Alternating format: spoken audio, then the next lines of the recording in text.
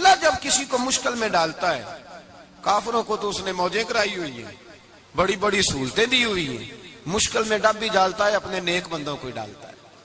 نمرود اور فرعون کے پیروں میں کانٹا بھی نہیں چبھتا، ان کو تکلیف نہیں آتی۔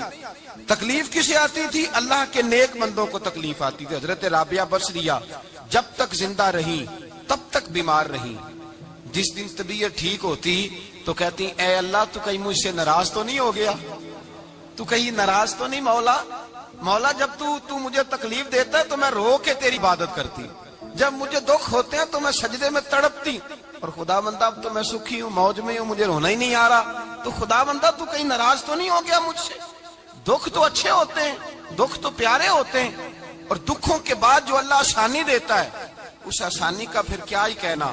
اس حضرت ایوب علی نبینا علیہ الصلوۃ والسلام بیمار رہے، 60 سال اللہ نے تندرستی دی۔ کتنے سال بولے؟ 60 سال، غور کرنا بات پر، 60 سال علیل رہے، پھر بیمار ہو گئے، 18 سال ہو گئے بیمار ہوئے۔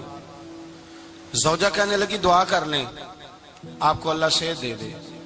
ہمیں اگر کوئی بندہ پوچھ لینا کہ بھائی کبھی کوئی خاص بات تو سناؤ، تو ہم جو ساری زندگی سکھ کے ساتھ سوئے ہوتے ہیں وہ بات نہیں سناتے، وہ جو ایک رات درد سے نیند نہیں آتی اس رات کا قصہ سناتے ہیں، کہتے ہیں وہ میرے الٹے دانت میں درد تھا تو میں ساری رات سو نہیں سکا۔ او بھائی جو ساری زندگی سویا ہے اس کا تو ذکر نہیں کر رہا، اور ایک رات جو تجھے نیند نہیں آ رہی۔ کسی سے پوچھا جائے، ڈاکٹر کہتے ہیں 360 ہڈیاں ہوتی ہیں وجود میں، کسی سے پوچھا جائے نا تیرا کیا حال ہے تو 359 ہڈیوں کا ذکر نہیں کرتا، جس گھٹنے میں درد ہے اس کا ذکر کرتا ہے، کہتا ہے یہ گھٹنے میں بڑی درد ہے۔ او بھائی باقی 359 ٹھیک ہے نا، ان کی بھی تو کوئی بات سنانا۔ حضرت رابعہ بصریہ رحمت اللہ علیہ کے پڑوس میں ایک نوجوان رہتا تھا، آپ کے پڑوس میں، تو وہ جب جو محلے میں بچے رہتے ہیں نا گاؤں میں، ان کا پتہ ہوتا ہے، پڑوسی تھا تو 34-35 سال نوجوان کی عمر ہو گئی، کبھی بیمار نہیں ہوا۔ ایک دن اس کی طبیعت علیل ہوئی، سر میں درد ہوا تو اس نے پٹی باندھ لی سرخ رنگ کی، باہر نکل کے آیا، حضرت رابعہ بصریہ علیہ رحمہ نے دیکھا تو فرمانے لگے بیٹے خیر ہے؟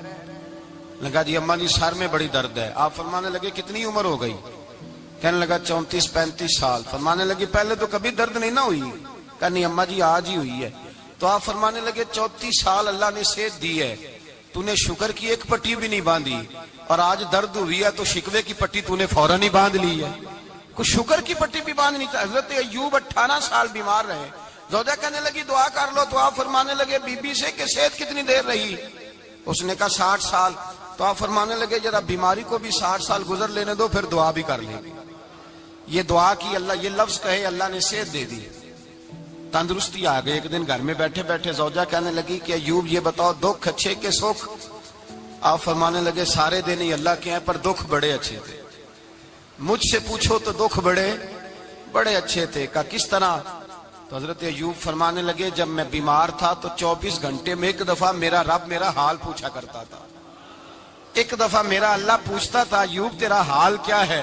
فرماتے ہیں 12 گھنٹے تو لذت ہی رہتی تھی کہ میرے رب نے میرا حال پوچھ لیا، اور اگلے 12 گھنٹے میں انتظار کرتا تھا مالک حال دوبارہ کب پوچھے گا۔ فرمانے لگے اب صحت تو ہو گئی ہے پر اب میرا رب میرا حال تو نہیں نہ پوچھتا۔ بھائی مشکلات جو ہوتی ہیں وہ تو تجھے سجا دیتی ہیں، سوار دیتی ہیں، تجھے یاد آتا ہے کوئی اپنا، جب تجھے درد ہوتی ہے نا، تکلیف ہوتی ہے، پھر تیرا دل کرتا ہے کوئی کندھا ملے جہاں میں سر رکھ کے رہوں۔ پھر اسی لیے تو کسی درویش سے کسی نے پوچھا تھا اپنا کون ہوتا ہے؟ تو کہا جو تجھے دکھ کے وقت یاد آئے وہ تیرا اپنا ہے، جو تجھے عین آزمائش کے وقت یاد آئے اور تجھے اس کا نمبر فوراً تیرے موبائل پہ چلنے لگے وہ تیرا اپنا سجن ہے، جس کو تو دکھ کے وقت یاد کرے۔ تو بھائی مشکلات کے بعد جو اللہ آسانی دیتا ہے، حضرت ابراہیم کو آگ میں بھی پھینکا گیا، حضرت ابراہیم علیہ السلام کو ستایا بھی گیا، نکالا بھی گیا، لیکن جب ان مشکلات سے گزرے تو میرا رب فرماتا ہے وَإِذِ ابْتَلَىٰ إِبْرَاهِيمَ رَبُّهُ بِكَلِمَاتٍ فَأَتَمَّهُنَّ قَالَ إِنِّي جَاعِلُكَ لِلنَّاسِ إِمَامًا۔ کہا جب ابراہیم پورے اترے تو پھر ہم نے انہیں امام بنا دیا۔ یا اللہ کس طرح کی امامت دی؟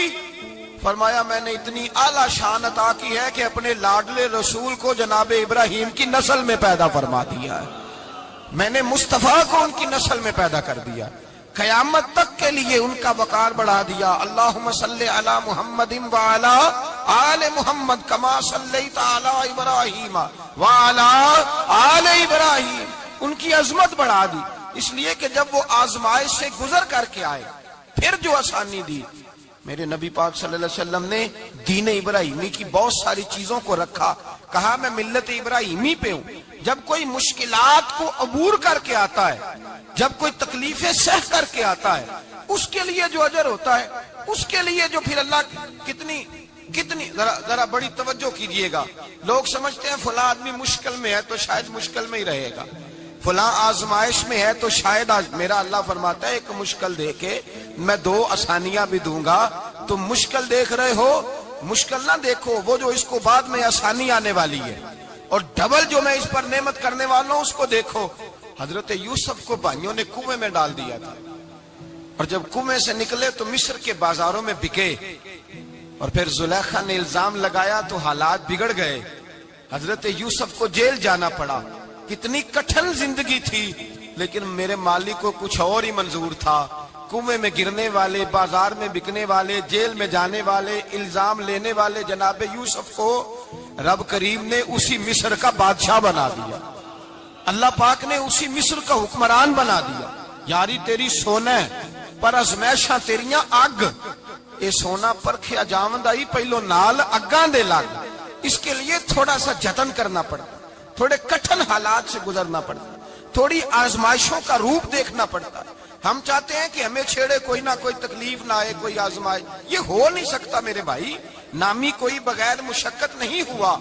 100 बार जब अकीक कटा तब जाकर नगी हुआ।